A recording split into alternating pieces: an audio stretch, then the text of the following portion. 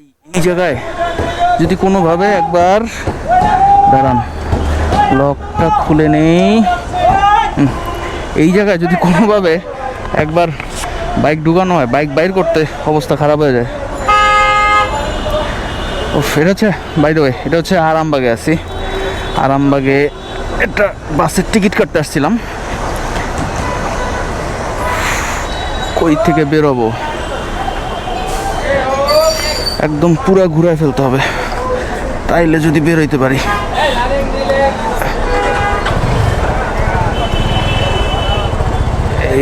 এই যে যদি ফাঁকা থাকে তাহলে আল্লাহ বর্ষা ভালো। পাইছি বা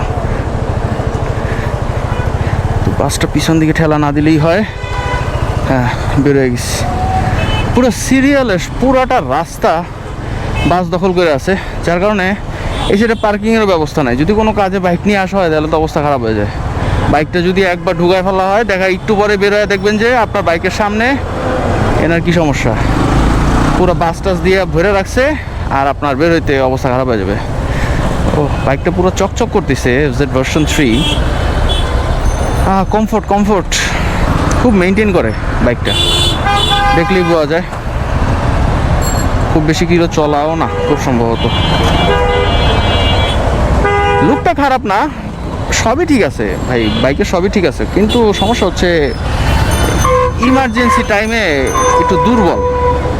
ধরেন ওভারটেক করতে যাবেন, তখন একটু দুর্বল পাবেন, পিক আপ পাবেন না, এই ধরনের একটু সমস্যা আছে। বাদ বাকি সবই ঠিকঠাক আছে, সার্ভিস বলেন সব কিছুই ঠিকঠাক আছে। ব্র্যান্ড ভ্যালু আপনার আফটার মার্কেট, কী বলে আফটার মার্কেট না, এটা হবে হচ্ছে মানে আপনি কিনে যখন সেল করতে যাবেন সেকেন্ড হ্যান্ড, তখন আপনি প্রাইস মোটামুটি ভালোই পাবেন।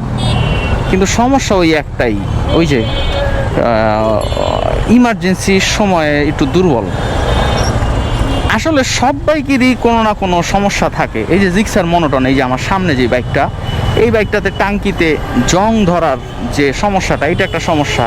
ইয়ামাহা বাইকের ধরেন FZ সিরিজগুলায় খুব ইমার্জেন্সি টাইমে দুর্বল।